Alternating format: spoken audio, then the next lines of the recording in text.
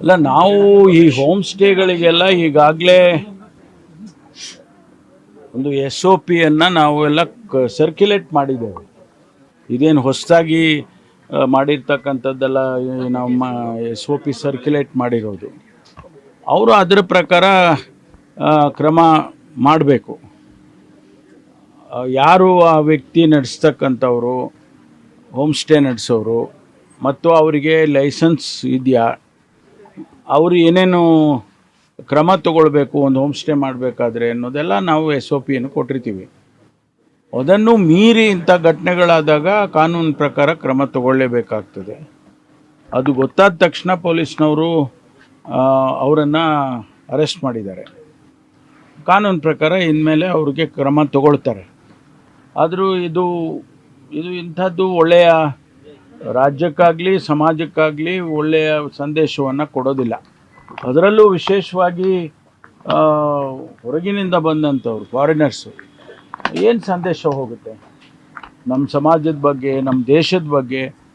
ಎಂಥ ಸಮಾಜ ಇದು ಸಂದೇಶ ಹೋಗುತ್ತೆ? ಅದಕ್ಕಾಗಿ ಇಂಥದ್ದನ್ನು ಭಾಳ ಕಠಿಣವಾದಂಥ ಕ್ರಮ ತಗೊಳ್ಳೋದಕ್ಕೆ ತಗೋಬೇಕು. ನಾವು ತಗೊಳ್ತಾ ಇದ್ದೀವಿ.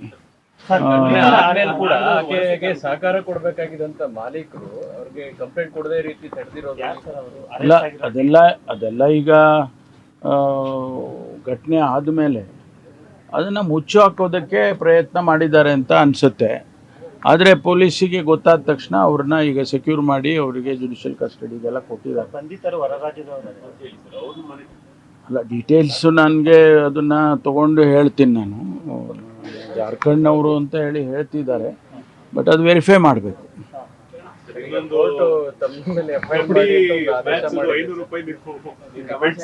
ನೋಡಿ, ಈಗ ಅದ್ರ ಬಗ್ಗೆ ಹೆಚ್ಚು ಮಾತಾಡಿದರೆ ಸರಿ ಕಾಣಿಸಲ್ಲ.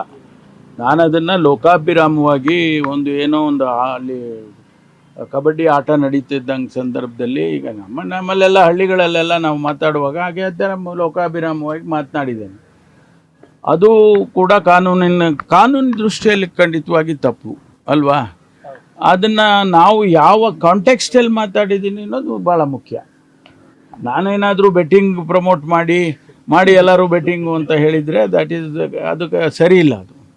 ಆದರೆ ಒಂದು ನಾನು ಒಬ್ಬ ಜವಾಬ್ದಾರಿ ಸ್ಥಾನದಲ್ಲಿರುವಂಥವನಾಗಿ ನಾನು ಆ ರೀತಿ ಮಾತಾಡಿ ಪ್ರಮೋಟ್ ಮಾಡೋಕ್ಕೆ ಹೋಗ್ತೀನಿ ಅನ್ನೋದೆಲ್ಲ ಶುದ್ಧ ಸುಳ್ಳು. ಅರ್ಥೈಸ್ಕೊಳ್ಳೋದ್ರ ಮೇಲೆ ಹೋಗುತ್ತೆ. ಅದು ಅಲ್ಲಿಗೆ ಬಿಟ್ಟಿತ್ತು. ಈಗ ಅವ್ರು ಯಾರೋ ಒಬ್ಬ ಪ್ರೈವೇಟ್ ಪರ್ಸನ್ ಅವರು ಕೋರ್ಟಿಗೆ ಹಾಕಿದ್ದಾರೆ. ನಾನು ಈಗ ತಮಾಷೆನೂ ಮಾಡೋಂಗಿಲ್ಲ ಅನ್ನಂಗೆ ಆಗಿದೆ ಈಗ. ಆದರೆ ನಾನು ಕಾನೂನು ಗೌರವಿಸೋರು ನಾವು ಕಾನೂನನ್ನು ರಕ್ಷಣೆ ಮಾಡುವಂಥ ಖಾತೆನೇ ನಾನು ನಡೆಸ್ತಾ ಇರುವಾಗ ನಾನು ಕಾನೂನಿಗೆ ಗೌರವ ಕೊಡಬೇಕಲ್ವ? ಅದಕ್ಕಾಗಿ ಕಾನೂನು ಏನು ಕ್ರಮ ತಗೊಳುತ್ತೆ ಅದನ್ನು ಕಾನೂನಿಗೆ ಬಿಟ್ಬಿಟ್ಟಿದ್ದೀನಿ. ಇದು ಹೇಳಿರೋ ಕಂಟೆಕ್ಸ್ಟ್ ಅಲ್ಲ ಅನ್ನೋದನ್ನ ಕೋರ್ಟ್ಗೆ ಅರ್ಥ ಮಾಡಿಸ್ಲಿಲ್ವಾ, ಹೇಗೆ ಸರ್? ಅಲ್ಲ, ನಮಗೆ ನೋಟಿಸ್ ಕೊಟ್ಟಿರಲಿಲ್ಲ. ನೋಟಿಸ್ ಕೊಟ್ಟಿದ್ದಿದ್ರೆ ಬಹುಶಃ ನಾವು ಅವರಿಗೆ ಅರ್ಥೈಸ್ತಿದ್ದೋ. ಈ ಕಾಂಟೆಕ್ಸ್ಟಲ್ಲಿ ಮಾತಾಡಿದ್ದವು, ಇದನ್ನು ದಯಮಾಡಿ ಸೀರಿಯಸ್ ಆಗಿ ತೊಗೋಬೇಡಿ ಅಂತ ಕೇಳ್ಕೊತಿದ್ದು. ಆದರೆ ನೋಟಿಸ್ ಏನು ಬಂದಿಲ್ಲ. ಏಕಾಏಕಿಯಾಗಿ ಅವರು ಆದೇಶ ಮಾಡಿದ್ದಾರೆ. ಅದಕ್ಕೆ ಕಾನೂನು ಗೌರವ ಕೊಡಬೇಕು. ನಾವು ಕಾನೂನಿಗೆ ಗೌರವಿಸ್ತೇನೆ. ಅದನ್ನೆಲ್ಲ ಇಲ್ಲಿವರೆಗೂ ನಾನು ತಿಳ್ಕೊಳ್ಳೋಕೆ ಪ್ರಯತ್ನ ಮಾಡಿಲ್ಲ. ಇನ್ಮೇಲೆ ತಿಳ್ಕೊತೀನಿ.